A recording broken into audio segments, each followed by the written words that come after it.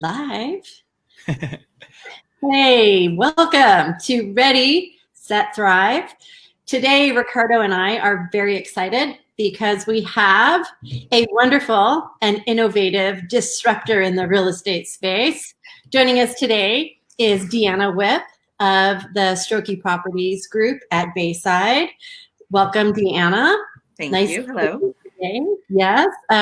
We'd love to have you actually give the crowd, give everybody a little bit of background as to, what you do and kind of how you came into the role you have today, which is VP of Strategy and Innovation. It just sounds, bam. Tell us more about where you're coming from. Okay, I've been in the real estate industry for about 18 years. I've always been a licensed back-end person. I do sell. I have sold a little here and a little there, but over time, I've just kind of gotten out of that. And unless I have a client that absolutely makes me, but at this point, I kind of refer. But so I know what it is to be an agent. I've been in the field. I've been coaching and guiding and supporting agents pretty much most of my adult life. And I have worked with. This is my fourth real estate team that I have worked with. I stay with them for many years and drive them to number one positions. And then, Nice. And then I tend to kind of sort of move on to my next project. And when I joined the Stroyke group at Bayside, we actually, I don't know if you're familiar with the company Side out of San Francisco. I am. Yes. Okay, so we became affiliated with Side last year. And Okay. Bayside was born. And so in this position, I am now a co-owner and a partner. Oh, wow. And what I do is primarily just make sure my agents are always supported, and we do the marketing side of things. And wherein lies some of the innovation, because my history has been such that I come up with a lot of new things and then everybody starts doing them. So that's very nice. So where would you say that this feather in your cap comes from? Have you always been an entrepreneurial type spirit, or where did that? Because it's not easy to come up with that fresh new approach, that thing that nobody else is doing. No, it's interesting. I got to go all the way back to my parents for that. Learned behavior from two. I mean, excuse me, but they're ballers. They really are. And they always have been just hardworking people that just figure things out. If there's a problem, they've always wrapped their heads around a solution. And so when you walk into a business world, if there's a problem, you figure it out, and it just comes from, I think, some deep roots and examples. I'm gonna tell you what I told you before we went live and everything. And you're a baller too. Because in our industry, it's we go to a lot of conferences, we sit in a lot of webinars, and yet we don't take that knowledge back home and execute. So I think we all suffer from kind of just sitting idle and waiting to come up with something to do. And it sounds like you're the complete opposite. You'll go out and you'll test and try a lot of different things constantly. And you don't get to do what you do by accident. So I commend you for that. It's awesome. I'm grateful I found an industry where I can literally just spread wings and do it. It's not everywhere that you can work, that you can just get out there and say, hey, let's try this. There's a lot of red tape and a lot of other industries that you have to go through and stages to get to that. And, we can just literally whip up an idea and throw it out to the community and see how it gets responded to. And away we go, So it's a great industry for that. I see what you did there. You said whip it up. I did. I like that. You guys see that, Deanna Whip? Okay. I married it. I got to use it. I did not miss that. That is, why can't I have a name that allows me to segue into that?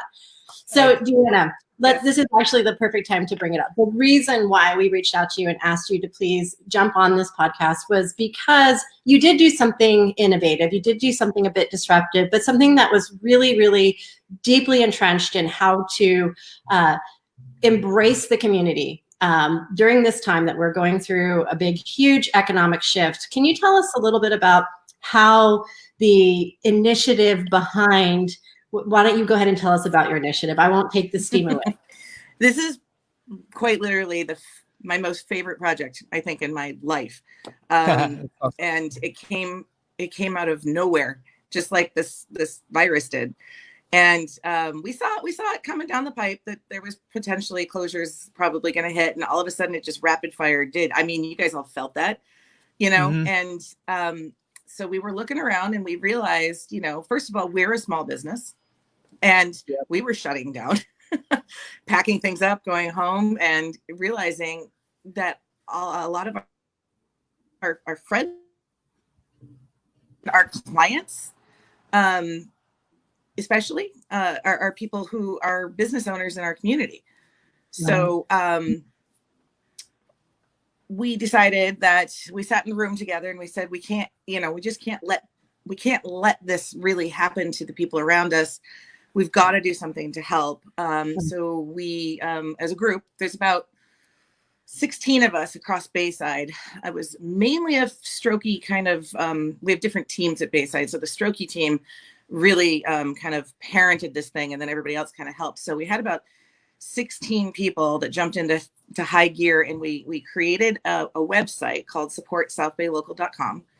And what we did is we, in the first couple of days of the shutdown, we went around and we hit the streets with flyers telling business owners, we would like to be a place to put your hours, your menus, your services, how are you going to do business under these new conditions? And we want to put them in one spot and promote it so that the community can find you and they can bring their business to you. And it was a really simple little thought, but we thought, you know what, we can do it, and we can get enough energy behind it. We can connect the community to the businesses safely during this period. And that's where it all came from.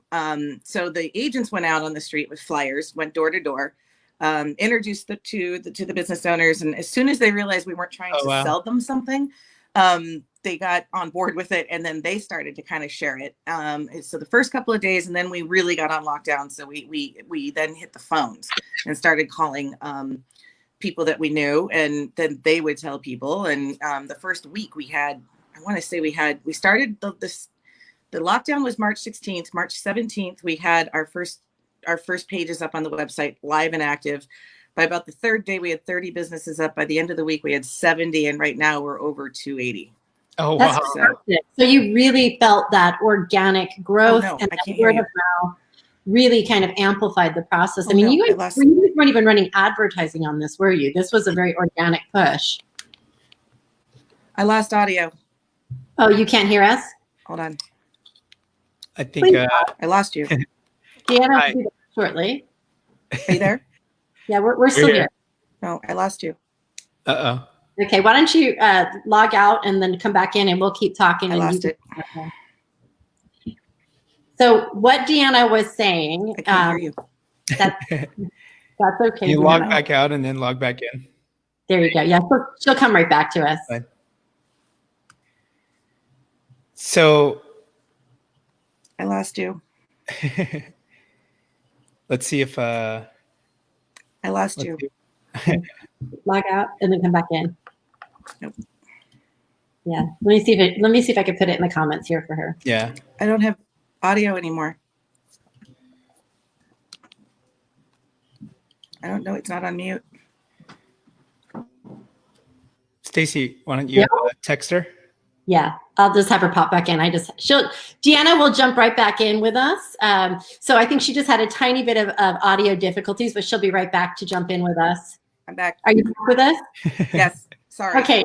Sometimes it happens with live streams where your little glitches happen. So what I was asking you, Deanna, was when you really got this ramp up going with getting the community involvement and how you had like that double, triple, it was just rolling out very quickly. Was this something that happened through door knocking calls, or was this an advertising push? Like, how did you get so many local businesses to jump on board so quickly like that? Well, interestingly enough, like, I think the face-to-face showing up and showing that you were sincere and you were trying to really do something for them. Not opportunistic. Right, exactly. I mean, I'll tell you what, we created an entirely separate logo. There was no branding about us on anything. And we really turned it towards them and really made it about them.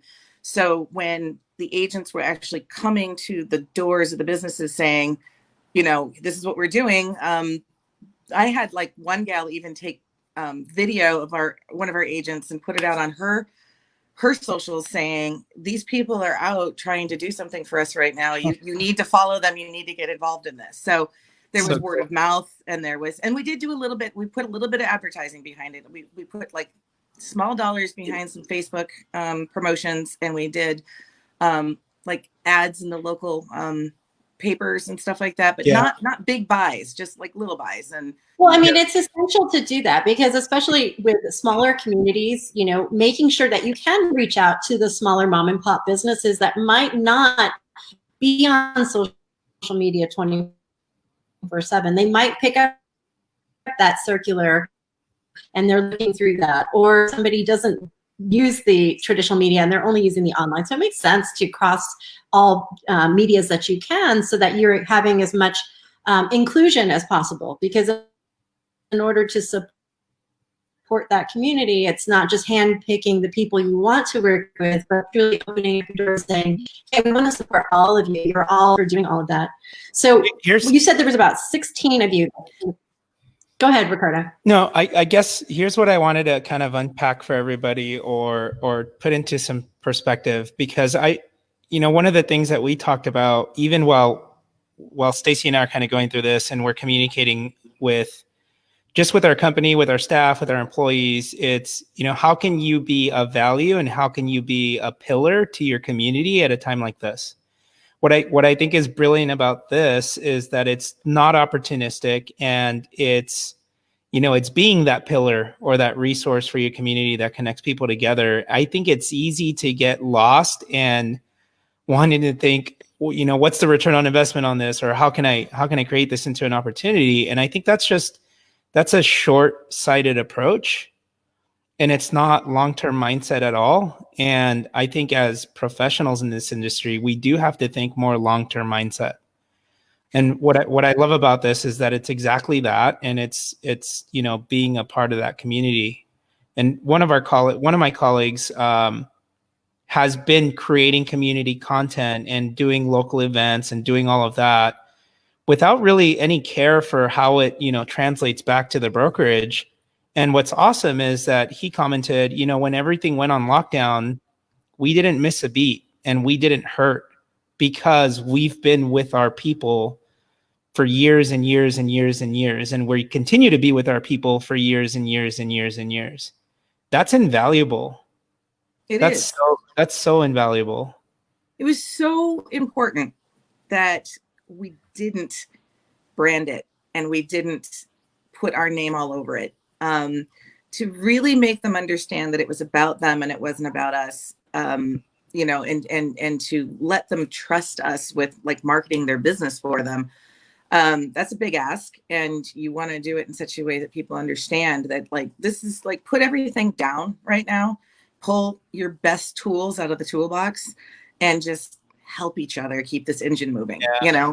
And that was interesting, because I actually had a couple of other teams from different spheres in different markets call me and say, hey, we love what you're doing, we want to do it in our market. And I had very emphatic messaging about, it's really up to you, but I would suggest that you keep it from being as branded as possible, because I think it's going to go a lot farther. I had one team do one, and it's a great site, and it's in a different location, and they don't have the following we have, and they don't have the numbers we have. And I think it's because they had their branding all over it. And, it's a decision to make, but I really feel like, there's a time and a place, and you know what? Everybody knows it's you. They all know it's you, because you're the one doing it, and you're the one talking to them every day, and you're the one messaging. And, it definitely takes care, the branding takes care of itself just through being there, and being present. So tell me a little bit about how now, the initiative was born, and the opt-in was pretty strong and organic. So how has it kind of come to fruition? Tell me, kind of share with the viewers the moving parts. So what does a business do, and how does it turn around and benefit them? So kind of show the moving parts as to how that initiative works. Well, okay, it's funny because it's a work in progress, and just like this whole cycle of what we're going through is changing on a daily basis. This whole thing changes on a daily basis, but the essence of it is, you know, a business, if they want to participate, all they have to do, it takes less than 2 minutes. They go onto the website, they fill out a form, which essentially gives us permission to post on their behalf. And in that form, they tell us what they want to message to the community. So it's not all restaurants. And it's very important to point that out because it's a lot easier to put up a plate of food on Instagram and get somebody to say, I'm going to order that tonight, than it is to be an auto repair guy, an independent auto repair guy, and say, look, this is how I'm safely fixing cars right now, you know, or a nail salon that's closed that can't do anything except sell mani-pedi kits, you know.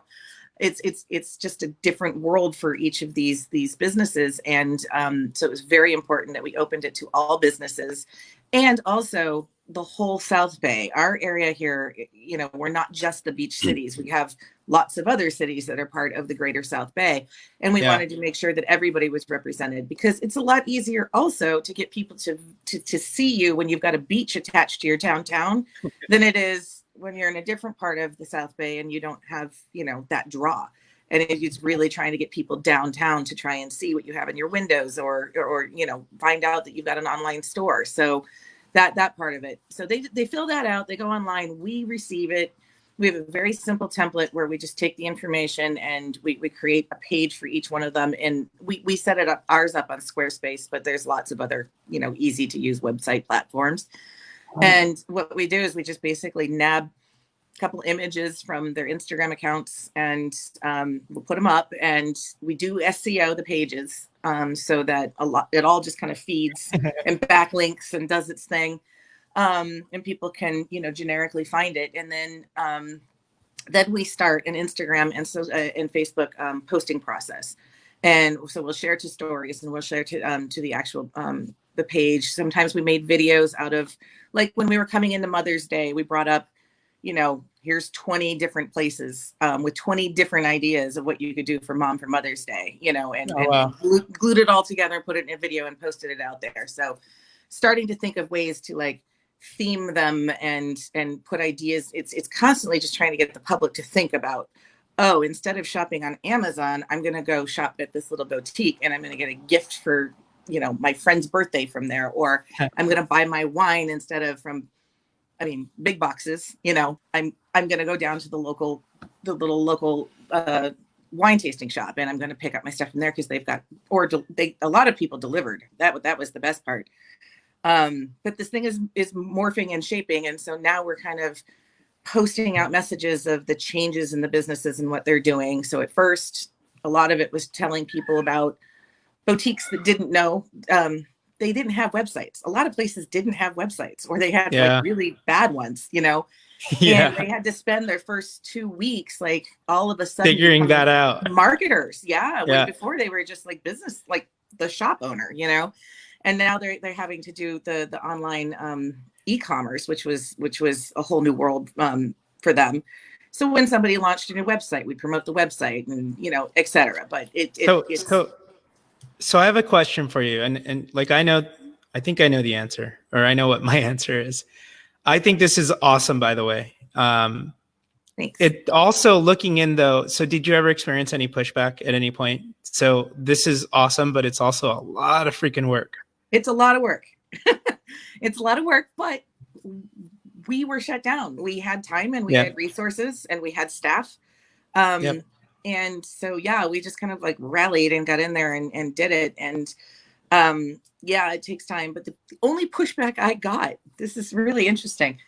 Only pushback I got was from I shouldn't even say another, a local digital marketing company that thought we were competing with them.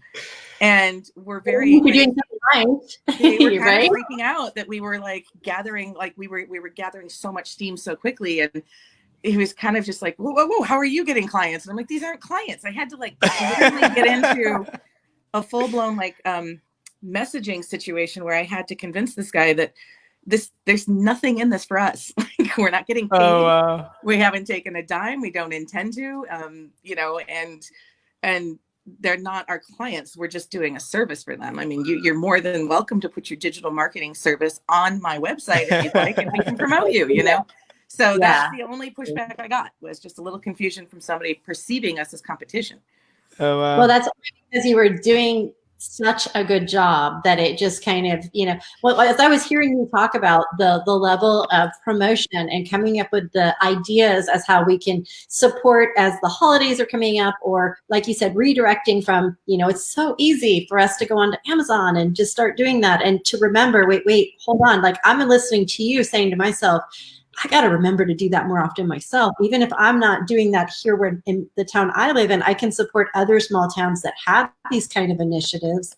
And I think it's important for anyone watching this who maybe is not realizing the amount of work that you guys are doing gratis is incredible, because there's like that company that was inquiring, that's a full-time job for a full-time staff. Oh, it and is. The fact that you Yeah. And the fact that you're putting your traditional business model on hold just to get back to your community, that's pretty crazy. So, I mean, I love that. I mean, I didn't actually realize that you guys were doing as much of the hands-on as you are. That's insane. I love it.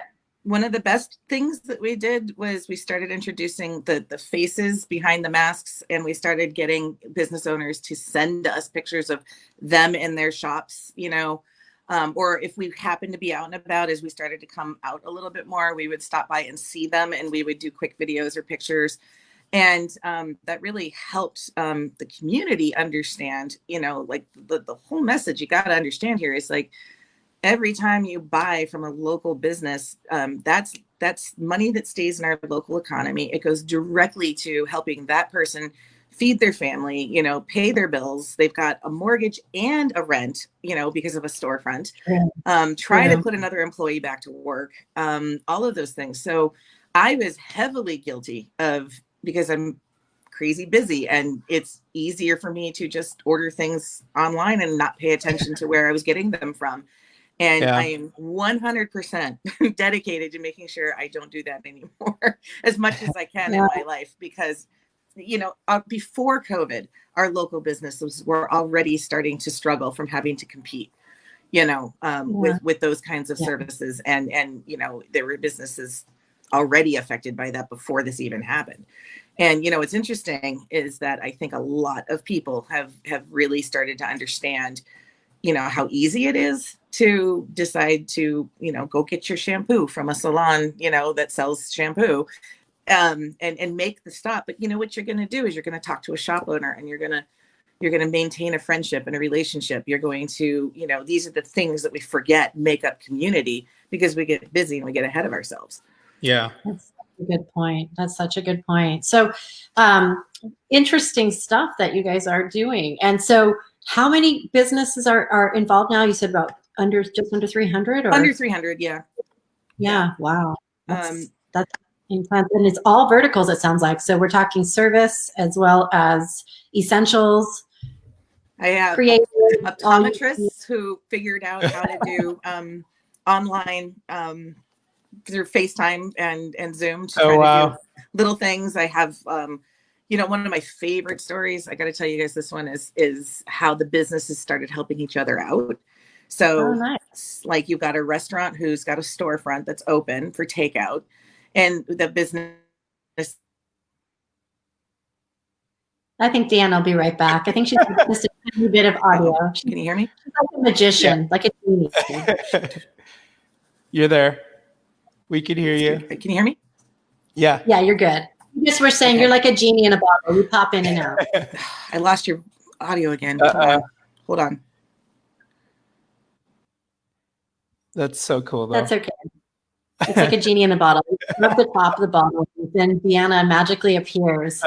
You know, I think that's really cool, Ricardo, that the businesses are starting to help each other out through these processes. I mean, it's incredible how we do forget that every single person that's involved in these small community businesses is affected by it. Yeah.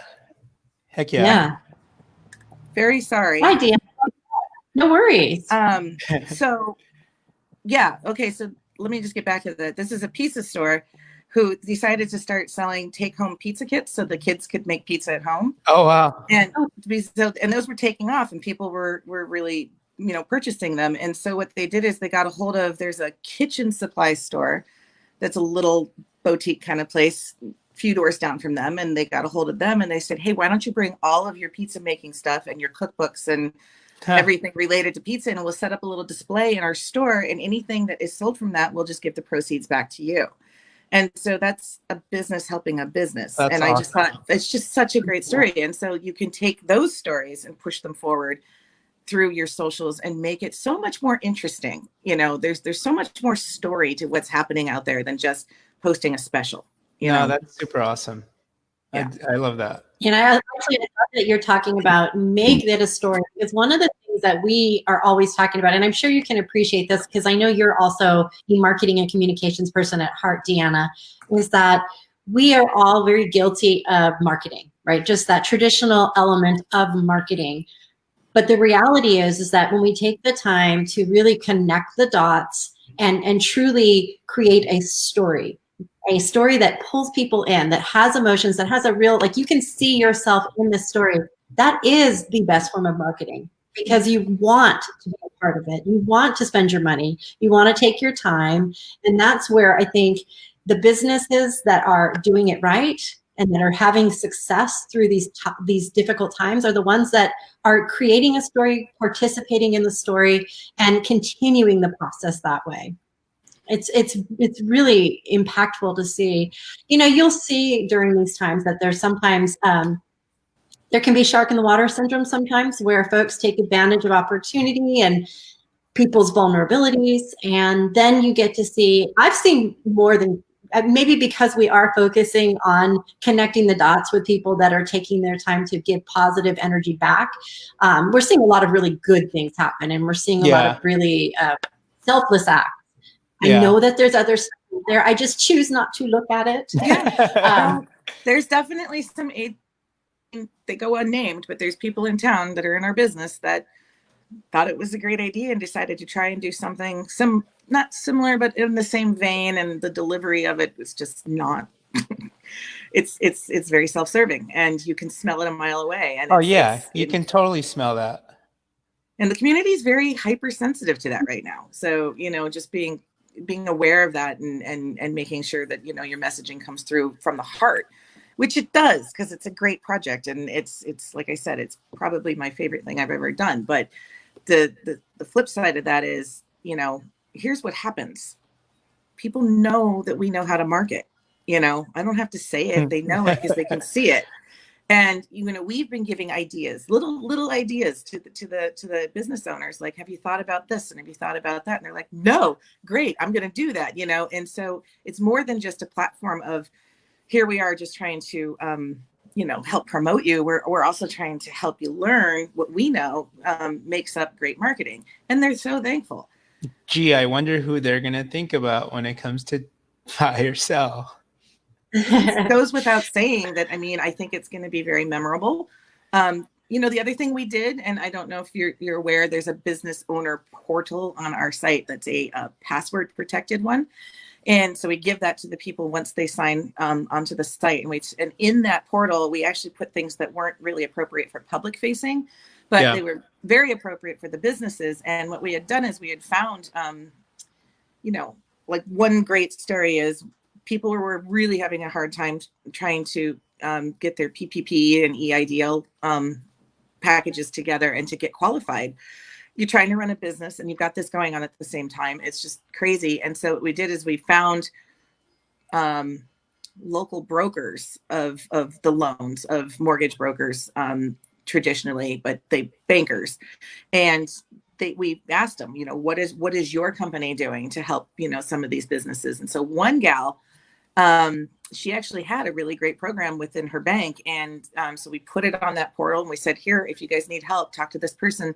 She just texted me the other day that everybody that she helped funded.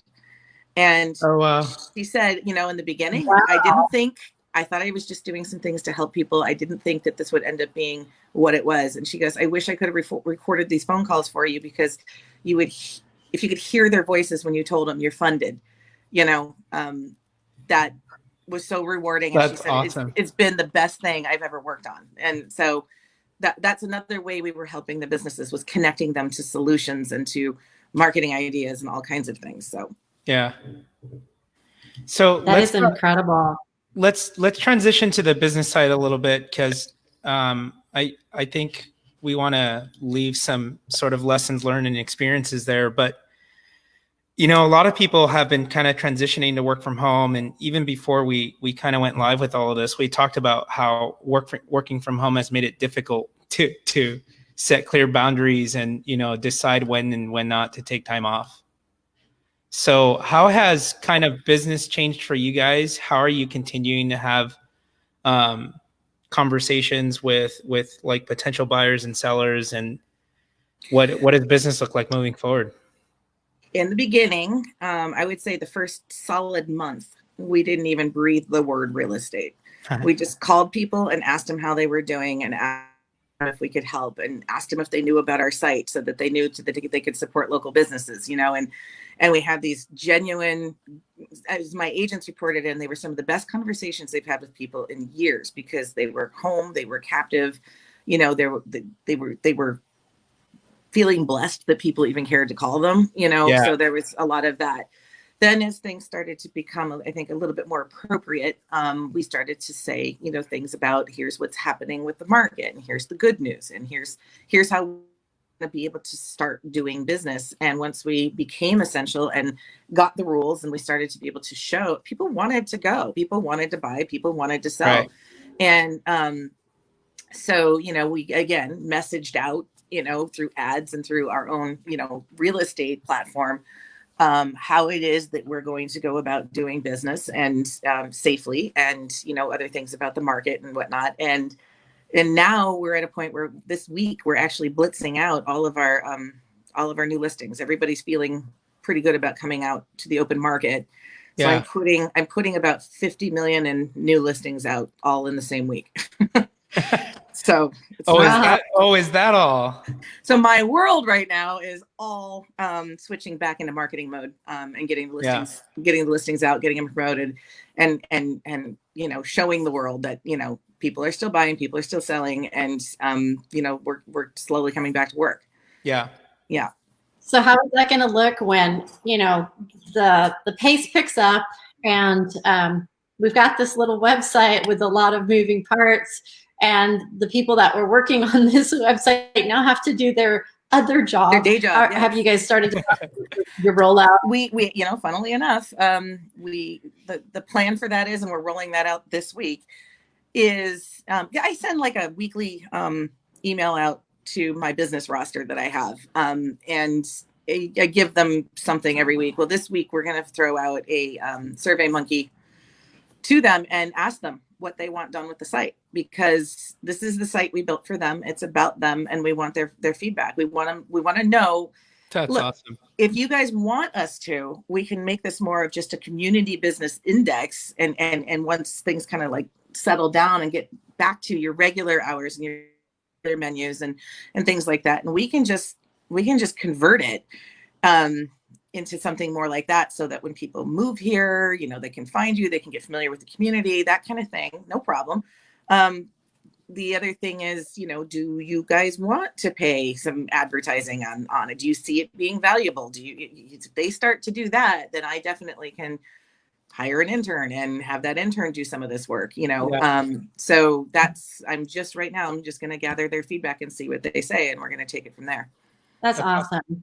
Well, we really, really appreciate you taking the time. It sounds like you have like 13 jobs to do, so we want